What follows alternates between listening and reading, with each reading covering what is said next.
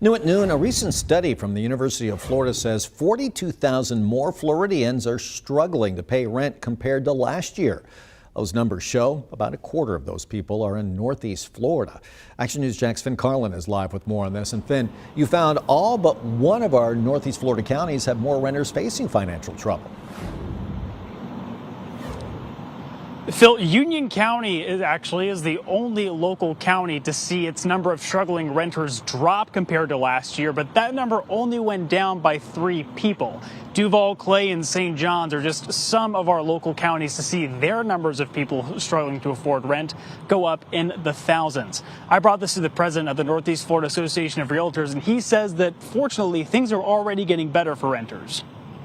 But what we're seeing in 2024 to 2025 is actually a softening of the rental market a bit. Mario Gonzalez says people are still dealing with higher rents because of a housing shortage that happened during the pandemic. We have seen those increases go up there, and that wages have probably fallen short of that increase. And that's kind of where a big of the cost burden comes. The University of Florida puts together studies on statewide rent trends every year. The most recent study says more than 860,000 Floridians spent at least 40% of their income on rent in 2024.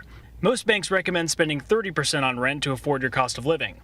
UF says the number of people who paid at least 40% is more than 42,000 higher compared to 2023. We found 22% of those people are in Northeast Florida.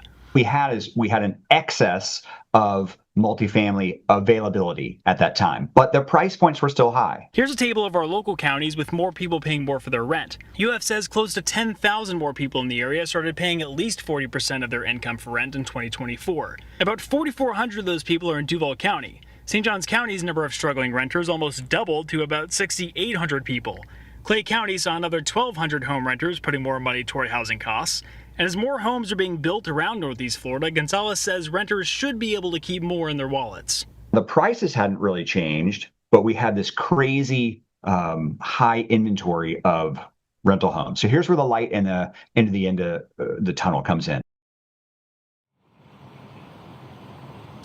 Yeah, the Northeast Florida Association of Realtors actually has a breakdown of services in every county in Northeast Florida that offer services to those that are struggling to afford rent.